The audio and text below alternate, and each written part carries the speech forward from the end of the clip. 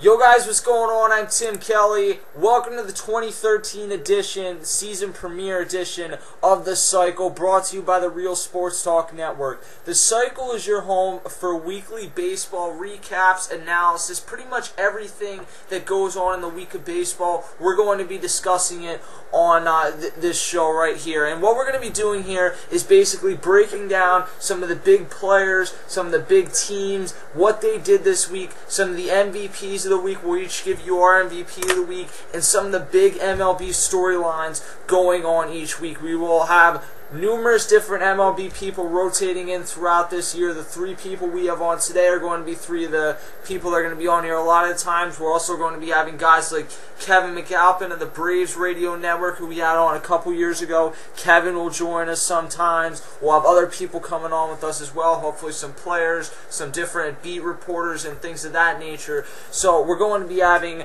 a ton of different perspectives on this show, and I think that's a good thing, that we get a different baseball view from all around the country.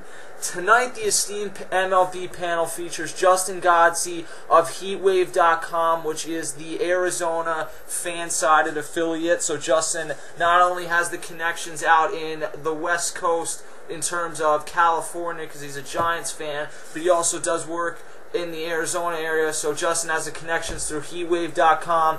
He also has obviously been here at the Real Sports Talk for a few years now. John Sheck of the Majors Detroit.com, and he's also Justin Verlander 35 on Twitter. John will be joining us a ton this season as well. And then obviously myself, the owner of Section215.com, or the editor of Section215.com, which is the Philadelphia fan-sided, and also the creator of the Real Sports Talk. So certainly we are going to be having a ton of different people on throughout this entire year. Now, Twitter-wise, the way to follow each of us, you can follow John on Twitter at John Czech. It is John and then Czech, like Czech Republic, CZECH. Tim Kelly on Twitter, that'd be me. My Twitter's at CashKelly_TRST, KASH Kelly _TRST. And then Justin, you can follow at the Justin Godsey, Facebook.com/The Real Sports Talk, YouTube.com/Mr. Kelstar. So now that we have all the promotion part of it out of the way, let's get into the opening week of the MLB. Always an exciting time. And guys, Chris Davis is really the first talking point we're going to discuss on the show tonight, because Davis, through 4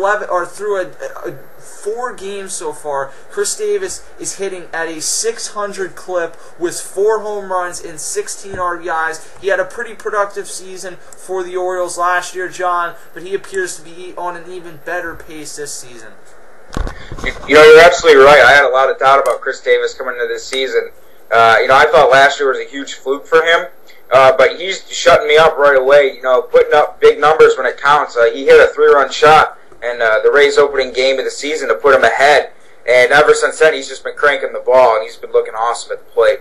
Yeah, there's no doubt about it. I think a lot of people after last season, they were impressed with what Chris Davis did, but at the same time, they understood that Chris Davis was going to have to come back this year and be able to duplicate, if not build on, the performance that he had last year. And I think that in general goes for the Orioles, because I was one of the people who felt like in general the Orioles, they're not a bad team, but what they did last year was kind of fluky, because they were able to win so many close games, so many extra inning games.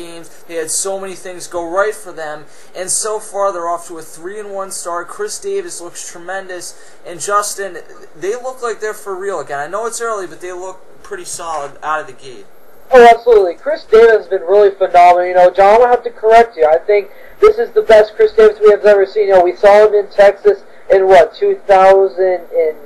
2010, 2011, where, when he first came out of the gate, it was a little bit sloppy, but, it improved going down the line, because back in 2008, we saw what he could do in the early starts with the Texas Rangers. That year, 17 home runs, 55 RBIs, and from there, it was just improving on his hitting mechanics. And then in 2012, we now know what Chris Davis is, what is to be expected from him currently and going into the future. This is a big year for the Baltimore Orioles in a division where it is right now. Baltimore, Toronto, I think those, and also you can throw Tampa Bay in there as well. I think those are the 3 prime teams that are going to be really competing head-to-head all year. And I think Chris Davis, if he's going to take that Baltimore Orioles team to the next level, I think they're really going to have him, keep on doing what he's doing this year to, be a contending team the entire year in the American League East. He's certainly someone that's off to a tremendous start early on. 16 RBIs, 4 home runs. He's an early MVP favorite. Not that that really means anything after a week. But another guy in the NL who had to make a transition to another team was Justin Upton. And while he's looked a little shaky in left field, I'll say that from having watched 3 of his first early games, Justin Upton looks damn good with the plate. I've heard a lot of scouts say that Justin Upton could hit 40 home runs in 2013, that he looks locked in. He looks like an MVP-type player this year, which is what many of us, myself included, thought he was going to be last year. Upton, so far, after 4 games, is hitting .300 with 3 home runs and 5 RBIs. And, Justin, I'm looking at you. You've certainly seen a better more everyday type of Justin Upton than I have with your connections with the Diamondbacks and everything. But is Justin Upton a guy that you believe this year can hit 40 home runs?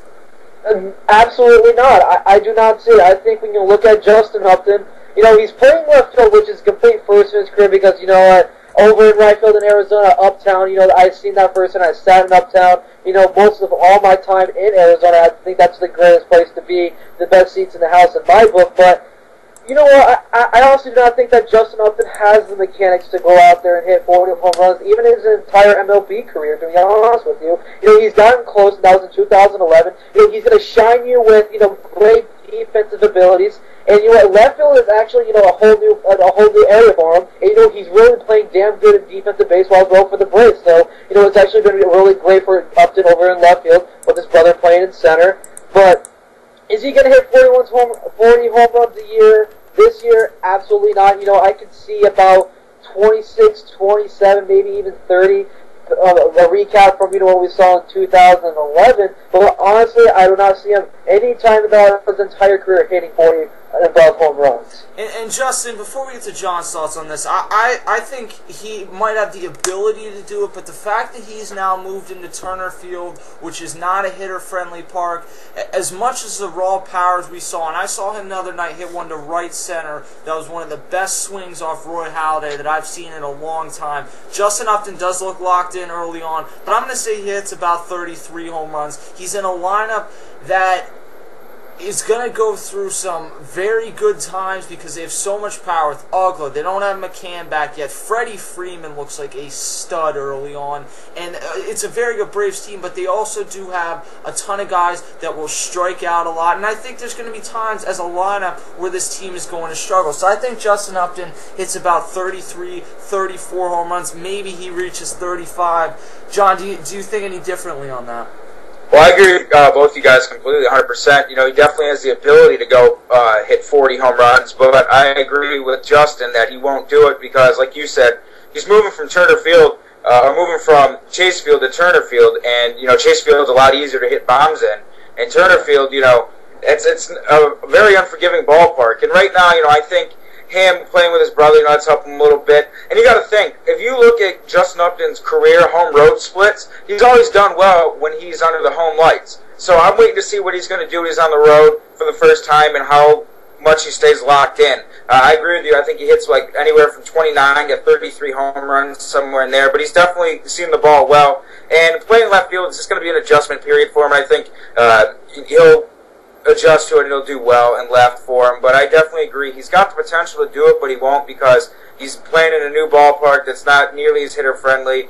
And right now, he hasn't even played a road game yet. So let's see how he does when he hits on the road, too. Yeah, I mean, it's early on, and I know scouts can say that, but I think Buster Olney tweeted out the other day that scouts told him that he could hit 40 home runs. That's the type of thing that where you're living in the moment, you're getting a reaction from a scout that if he continues to hit like how he has early on, he could do that. He could certainly hit 40 home runs. I don't think any of us see that. Now, Josh Ham Hamilton spent a ton of tremendous years where he made his name in Texas. No doubt about it. Took them to their first two World Series appearances. They never won, but Josh Hamilton won an MVP there, and a franchise that doesn't have a tremendous history. He's probably one of the better Rangers of all time. So while he spoke out negatively against Rangers fans this past offseason, saying it wasn't a baseball town, which for the record, it is a football town first with the Cowboys, and even the Texans, you can throw them in there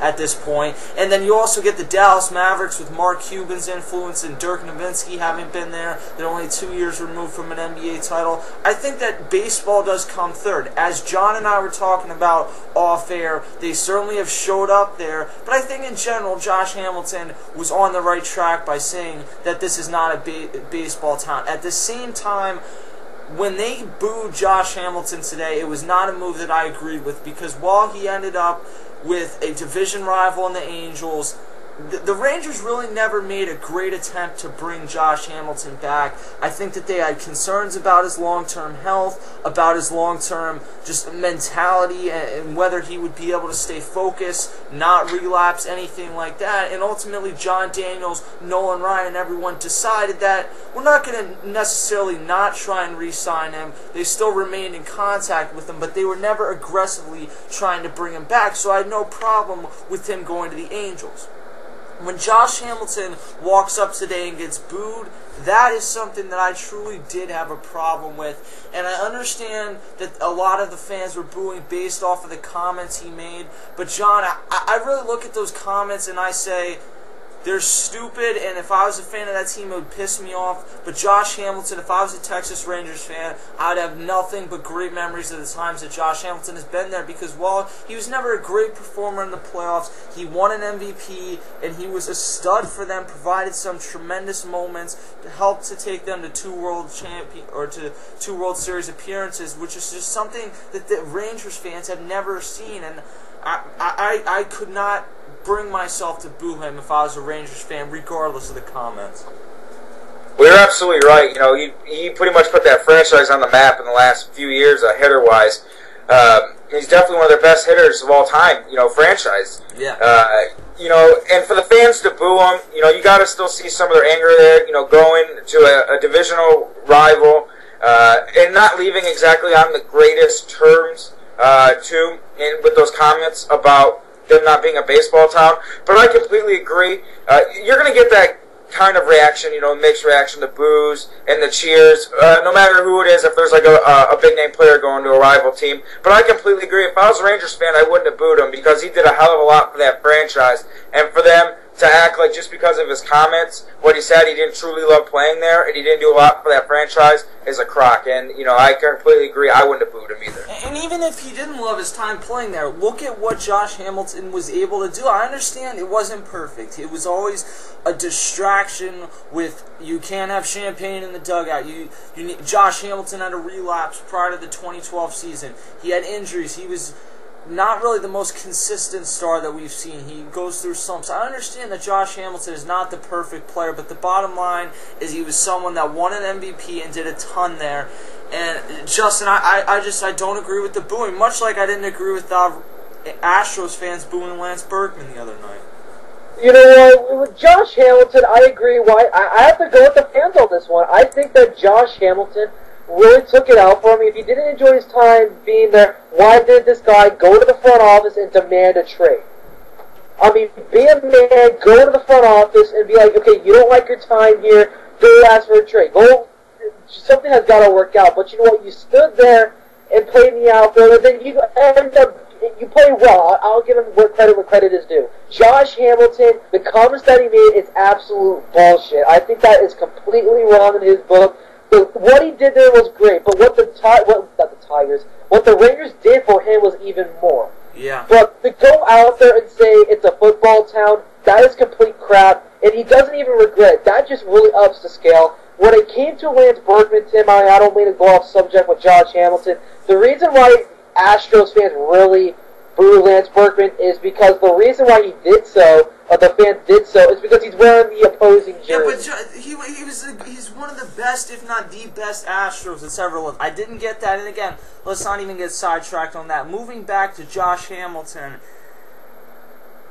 I see your point, and you're right. The Rangers very well might have done, even though the Reds brought him back into the MLB, and it's crazy how it worked out that the Angels play the Reds and the Rangers' first two games, or first two series of the season. I understand that the Rangers did so much for Josh Hamilton, and that there is a side to that, and there is a side to Josh Hamilton saying that, making the comments about the fans. I certainly get that. I don't agree with booing him based off of what he did. I think there's a certain level that you reach when you're a player that no matter what comments you make, no matter what terms you leave on, you might not be happy when the player comes back wearing the opposing uniform, but booing it doesn't make sense to me. I want to take Josh Hamilton back to first grade here.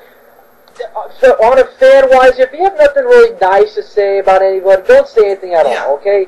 Seriously, Josh Hamilton, you don't regret what you say. You're calling it a football town. You don't like your time being there. Your ass should have gone to the front office, sit down with Nolan Ryan, sit down with the GM, talk about your options here, and possibly demand a trade. But no, he had to stand in that outfield for a few more years, or whatever time this really started occurring. He just stood there. If he hates his time there, you take your ass to the office and you ask for a trade. I think we're taking these comments even a little bit out of context in the sense that I don't think Josh Hamilton ever said that he didn't enjoy his time there. I think there were parts that he didn't enjoy, and I'm sure there were parts of Josh Hamilton that the Rangers didn't enjoy. They didn't enjoy him. They didn't enjoy him getting injured. They didn't enjoy a lot of stuff. But the bottom line is that Josh Hamilton did a ton for that franchise, and to boo him, I did not agree with it. We'll see what happens. I think that he will end up being someone that they view more as a rival rather than remembering some of the great things that he did. But Josh Hamilton returns to Texas. He does go 0 for 4 in his first game, 2 strikeouts, only has 1 hit so far as an Angel. So he is someone that is not off to the fastest start. And that leads us perfectly into our next segment. One of the things we're going to be doing in the cycle is throwing in these MLB hot notes where we just talk about a player who's off to a hot start, has a tremendous week, whatever the case is. And Justin's going to give you our first player right now. And that first player is going to be Troy Tulowitzki of those Colorado Rockies, a team that has been really up and down the past couple of years. You know, a lot of people have been having a big praise for him, and then at the end of the season, it just really drops down for him. But Tulowitzki, coming back from injury, has just been on a hot start. He's going to be back. He is batting .375 with 2 home runs and 6 RBIs while slugging a perfect .813 clip. Yeah, I mean, he's off to a tremendous start, John. And I think all of us would pretty much agree that when he's healthy, Troy Tulowitzki is not only maybe the best shortstop in the game, but he's one of the best players and MVP candidate for sure. Oh, there's no doubt. There's a reason why the Rockies gave him such a big extension at a young age. I mean, I'm not going to lie, I have a total man crush on Troy Tulowitzki. He does it with the bat. He does it with the glove. He's undoubtedly the best shortstop in baseball, no matter what Yankee fans think. And just to see him come back and already off to such a great start is just more positive for Rockies fans, too. I'm absolutely enthralled that he's off to such a great start. He's a great player, no doubt about it. And the one thing I want to see Troy Tulowitzki do is stay healthy and really put together that MVP-type season, because the Rockies as a team, there isn't a ton of reason to watch them, but they do have a few guys individually worth watching, whether it is Troy Tulowitzki, Carlos Gonzalez, Chacin, I think, is still going to be a pretty solid pitcher. So the Rockies as a whole are a team that they're not going to be too interesting, but Troy Tulowitzki is going to, I think, keep them relevant if he's able to stay healthy this year. So we'll mix in some of those MLB hot notes, MLB comeback notes as the season gets going. But the next topic I want to get to is Yu Darvish. Darvish had an up and down, inconsistent rookie season last year with the Texas Rangers, and he's someone that coming over, I looked at his numbers in Japan, I watched some film, and I felt like he was going to be filthy, and at times last year he was, but the bottom line is he ended up with an ERA close to 4. Coming back this year, a lot of scouts said that Yu Darvish was going to have a breakout season, and if the first game was any indication, Yu Darvish may very well win the Cy Young because he ends up with a 1-0 record, 14 strikeouts, and goes 8 2/3 inning of perfect ball. Justin and I were sitting on Skype all ready to make the video about Yu Darvish throwing a perfect game on the Rangers' second game of the season, his first overall start of the 2013 season, and then they single up the middle. So the perfect game is gone.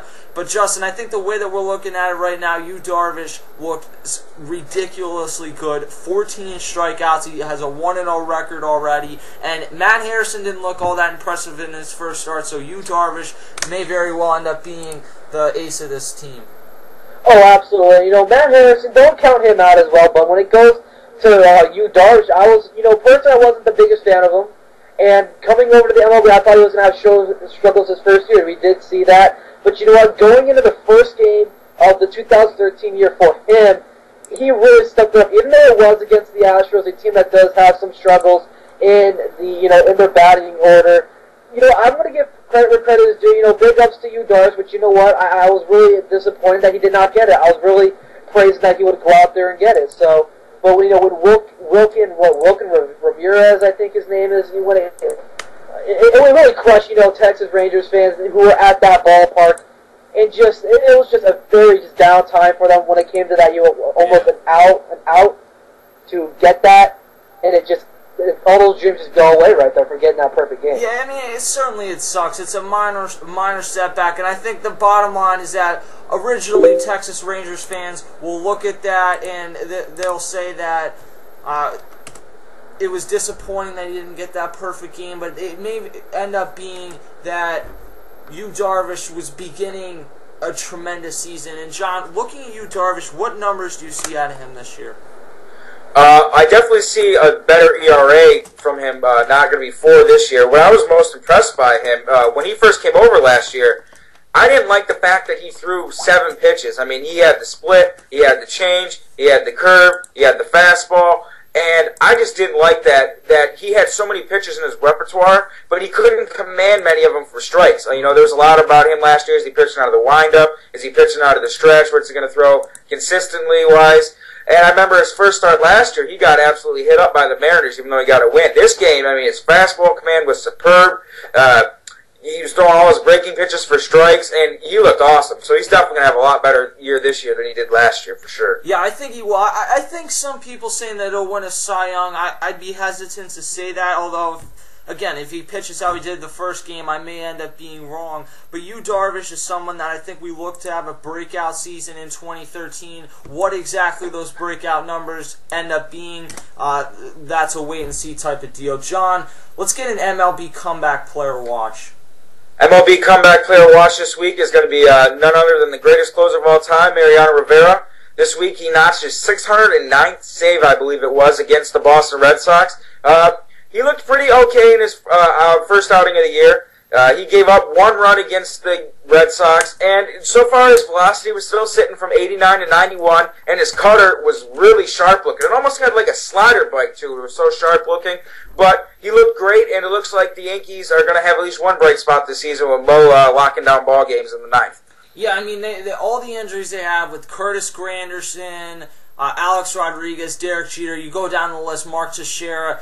The one thing that people are forgetting is that Mariano Rivera is back. Again, you mentioned the greatest closer of all time in his final season, which he said before the season this would be. And I want to see him, even though I've never been a Yankees fan, I want to see Mariano Rivera have a chance to have a very good season, whatever that means this year. I want to see him come back and be able to finish strong, because when he went down with that ACL injury and people talked about that potentially being the end, it didn't feel right. Whether Mariano Rivera gets his 6th world title this year, that isn't necessarily what I'm worried about. I just want to see him come back and finish on a high note, because he has truly been a blessing to watch. He's been one of the best, not only MLB relief pitchers, but just MLB pitchers in general of all time. Now, Michael Morse, this is an MLB hot note. Michael Morse, after an off-season move from the Nationals to the Mariners, Michael Morse is having a tremendous start to the season, hitting .333 with 4 home runs and 6 RBIs. He's someone 2 years ago that broke out with the Nationals, and then a lot of people wondered if he was a one-year wonder or a fluke.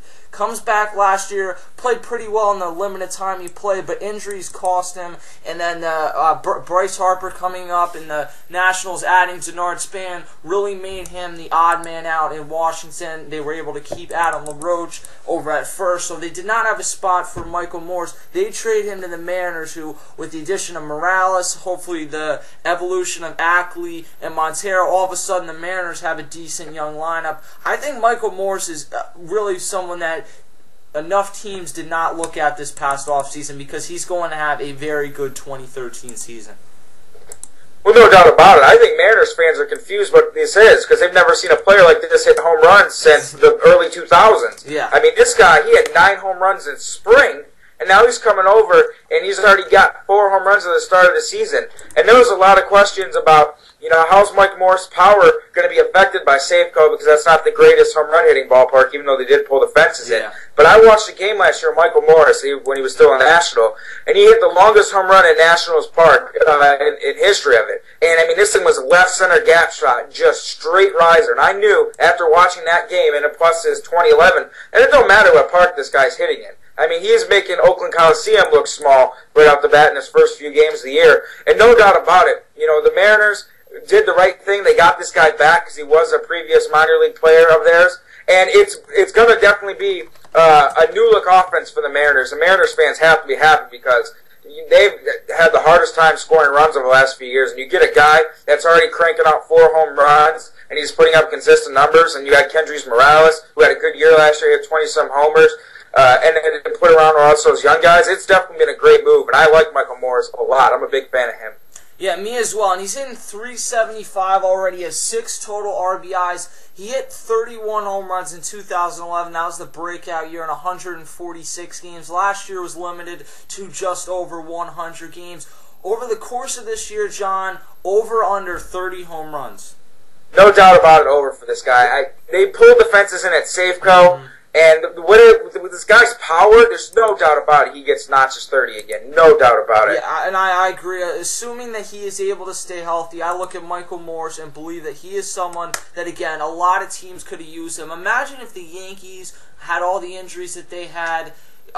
If they had known that a little bit earlier, they would have been all over Michael Morse, not only because of his ability to play the outfield, but also because he could have filled in for Mark Teixeira for the time being over at first base. So he's someone that a lot of teams are going to regret not taking a look at in the offseason, because he's going to come back and have a very good season in his first big league season for the Seattle Mariners. So the Cubs are a team that likely isn't going to have the best season this year. They haven't for quite a while, and they're in a long-term rebuilding process. Although they have Anthony Rizzo and Starlin Castro and some young players to build around, Cubs fans kind of need something to fall back on for the next few years, and it appears they're going to get that. This according to ESPN Chicago. The city of Chicago and the Ricketts family, who own the Chicago Cubs, are close to an agreement on a $500 million overhaul of Wrigley Field. 2 people with knowledge of the negotiations said Friday. They spoke on the condition of anonymity because the deal first reported by the Chicago Sun-Times was not yet finished, and they were not authorized to publicly discuss it. The agreement is expected to include a $300 million amount in renovations at Wrigley Field, more night games, which I kind of like day games at Wrigley Field because it gives it an old throwback feeling, but I mean, night games are nice too. A parking lot and a $200 million hotel nearby, the people said. They said the team would end up pick up the entire tab to renovate Wrigley, ending a negotiation process that was at times ugly the way the team has played in recent years. The deal is expected to be completed Monday when the Cubs have their home opener for the 2013 season. So the renovations, I think, are overdue. As much as I love Wrigley, I do like seeing a lot of day games, and I don't think that that's something that's going to go away, but the lights at Wrigley have always been a problem for center fielders there, and I think that overall the stadium needs some renovations and to just kind of clean it up the way that they have with Lambeau and the NFL at the Green Bay Packers, the way that the Red Sox have with Fenway in the early 2000s. I mean, you look back at Fenway in the late 90s, it really did not look nice, but they've cleaned it up a ton, and it looks like one of, if not the best stadiums, one of the best stadiums. And I don't want to see them tear down Wrigley Field, so I'm glad that they are going the route of renovating Wrigley Field and keeping up the second oldest stadium in the MLB. Oh, no doubt about it. I mean, over the last 10 years, we've already lost over 10 years, actually, because Tiger Stadium last year was in '99, so you lost Tiger Stadium, which was one of the oldest parks, and then you lost Yankee Stadium. In '08 was its last year, and it's well overdue. And, the Cubs, they've been really stuck in their tradition. They didn't play their first night game in Wrigley Field till 1988, and Whites were already in play in Major Leagues for 50 years at that time. So, for them to finally redo the stadium, that's been well overdue. Give these Cubs fans, something to look for in the future. The product on the field isn't that good, so they see the parks getting renovated. They see that they're trying to build this squad up. Theo Epstein is, I should say. It's just some positive for them. And it's good that they're going to redo the stadium and give it more years because, let's be honest, you don't want to lose a gem like Wrigley. No matter how bad the Cubs are, it's always great watching a Saturday afternoon ball game at Wrigley. I mean, to me, day games will always be my favorite at Wrigley. It's kind of strange even to watch night games. But I think now that they'll fix things up at Wrigley, night games should be a little bit more presentable. And the fact that they didn't play game till the late 80s there, a night game till the late 80s, it still blows my mind every time I hear that. Because you look back and even Hank Aaron's breaking the home run record, they're playing a night game. Like, it's not like night games were a new thing as of the late 80s. They were something that had been going on for quite a long time, so that never would have flown in the game today, but it did back then, and Wrigley Field will be getting some necessary renovations over the course of the next few seasons. Someone whose arm looks like it needs some renovations is Roy Halladay. He had a tough spring after a tough 2011 or 2012 season, I should say. Roy Halladay came back. His velocity at sometimes dipped as low as 84 or 85 miles an hour. He comes back in his first start and struggles mightily. While his velocity hit 92 at times, consistently was at 88 or 89, and he struck out 9. He only goes 3 1/3 innings, gives up 6 hits and 2 home runs. He was locating some of his off-speed pitches well, but the bottom line is that the velocity on his fastball is not as consistent as it used to be, and his location was of concern in his first start. So, John, looking at what you've seen out of Roy Halladay so far, I guess, is he done? Well, you're looking at a guy that's logged almost 2,700 innings on that right arm of his, almost notched 200 wins, and he's a guy that's thrown 200 innings pretty consistently. And he's 36, it's starting to catch up to him. And I really like Roy Halladay. You're looking at a guy that, in 2011 he was second in Cy Young finishing, then won a Cy Young in 2010. But maybe all those innings are finally starting to catch up to him. I've watched a couple of his starts, and sometimes it looks like his command's not all the way there, or, his velocity's down and it causes his pitches to go flat. Because Roy Halladay is a guy, no matter what he throws, it's moving. And sometimes it's just not there. What I was really surprised about at his start is he struck out 9 guys. Most of the time you strike out that many guys, you got your stuff working that day. But to get hit up like that, it's kind of disappointing to see that. And he's had injury problems. So maybe these innings are finally starting to catch up to him. This is how I feel about Roy Halladay. Having seen him his entire career in Toronto, and then obviously I'm in Philly, so I've seen the last few years even more extensively. I would say, having seen Roy Halladay over the past few years, you'd hand him the ball every 5 days in 2010 and 2011, and you knew if you got a run or two, you were winning that game, and Roy Halladay was likely to throw a complete game. I think looking back at those times now, Roy Halladay, the innings have caught up with him, but age has just also caught up with him as well, and I understand how hard he works.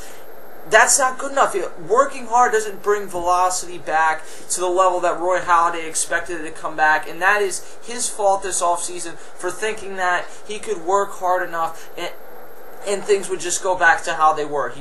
He needs to understand that he's in his mid-30s now, and he's probably never going to be the same type of pitcher that he was in the mid-2000s or even as recently as 2011 when he was still a tremendous pitcher. What he needs to understand at this point is much like what Pedro Martinez went through later on in his career, is that his stuff is slowing down, and he's going to work hard and work on these off-speed pitches, and hopefully if he can figure out the location on the off-speed pitches and how to not get them to hang in the zone as much, then maybe maybe he's able to figure things out and reinvent himself. But I think the bottom line is that the days of Roy Halladay throwing 240 regular season innings and finishing in the top 5 of Cy Youngs, those days are probably over. The fortunate thing is, if he's able to figure things out, he's in a very good rotation, at least as far as the top of it's concerned, because you have Cole Hamels and Cliff Lee, who pitched tremendous last night.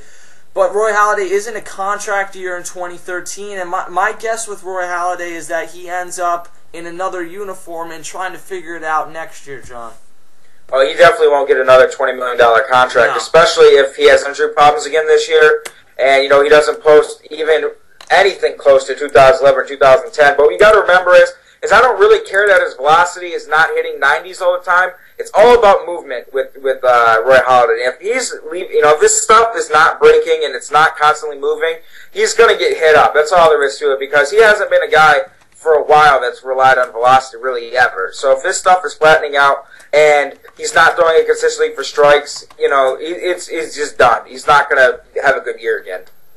It will be interesting to see, because Roy Halladay works so hard, and that's the one thing that you feel for Roy Halladay no matter what team you're a fan of, because this is one of the best pitchers that we've seen in a long time, probably the best pitcher in the MLB. The last 10 years, no doubt. Since 2000, I would say Roy Halladay has been the best pitcher. You can throw in Yohan Santana, but he had too many injuries and wasn't long-term enough. CC Sabathia has been very good, but not to the level that Roy Halladay was, and he had better offenses around him. So I think that we'll see with Roy Halladay. It will be interesting, but my guess is that next year he's wearing a different uniform. So now we're going to go to our weekly MVPs before finishing out with the standings. Justin had Chris Davis as his weekly MVP.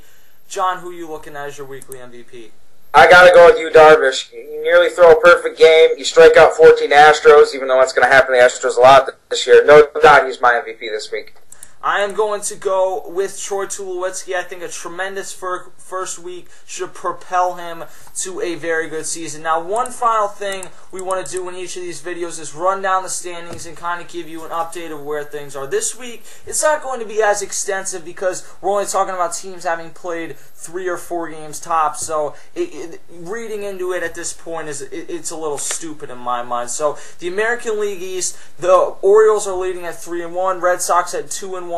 Blue Jays at 1-2, and the Rays and the Yankees. The Rays sit at 1-2, and the Yankees sit at 1-3. In the Central, Cleveland and the Chicago White Sox are at 2-1, and then Detroit, Kansas City, and Minnesota all sit at 2-2. And keep in mind, at the time of this video, there are some other games going on, so these standings may be different by the time some of you people actually end up seeing this, but you get the point. In the West, Texas is 3-1 despite the loss of Josh Hamilton, Michael Young, and a ton of people. They lock up Elvis Andrus this week, so that is a positive sign for their future. Oakland's 2-2, Seattle's 2-2, Houston 1-2, and the Angels are 1-3. And then switching over to the National League, the Washington Nationals remain unbeaten. Bryce Harper starts the season off with 2 home runs. He looks tremendous. Atlanta at 2-1, Mets at 2-1, Phillies are at 1-3, get blown out by the Royals today, and then the Miami Marlins, as predicted, have not won a game yet at 0-3. In the Central, the Cubs are 2-1, Cincy's 2-1, 1-2 for both Milwaukee and Pittsburgh, and then the Cardinals sit at 1-3, a game and a half back after a week. And then the final division to wrap the cycle up for this week in the NL West, the world champion San Francisco Giants are tied with the Colorado Rockies at a 3-1 record. Don't expect that to hold on too long. The Arizona Diamondbacks are 2-1, the Dodgers are 1-2, and the San Diego Padres are 1-3. And I gotta say, looking over those standings, it was a little strange to see the Astros out west and to see 5 teams in the NL Central, but it's something we're still adjusting to. We got interleague play all year, some interleague play already going on right now. So John, it's been a tremendous first MLB week. No doubt about it. Just glad baseball's back. Having just games to watch and stuff to talk about, it's just been awesome having it back. Yeah, there is no doubt about it. And there's no doubt about the best place to come for your MLB coverage throughout this entire season. We'll be right here, youtube.com/Mr. Kelsar. John, Justin, myself, and other MLB experts across the internet, airwaves, television, everything. We'll be here with you throughout the entire season to talk MLB, break everything down. You're not going to get a more extensive breakdown than what you're getting here. Again, you can follow John on Twitter at JohnCzech, JohnCzech, me at CashKelly_TRST, KASH Kelly_TRST. Follow Justin at the Justin Godsey on Twitter, Facebook.com/TheRealSportsTalk, Section215.com, HeatWave.com, YouTube.com/Mr. Kelstar, and YouTube.com/JustinVerlander35. Thank you guys for tuning in to the first edition of the cycle. Many more to come this year. We'll catch you guys next time.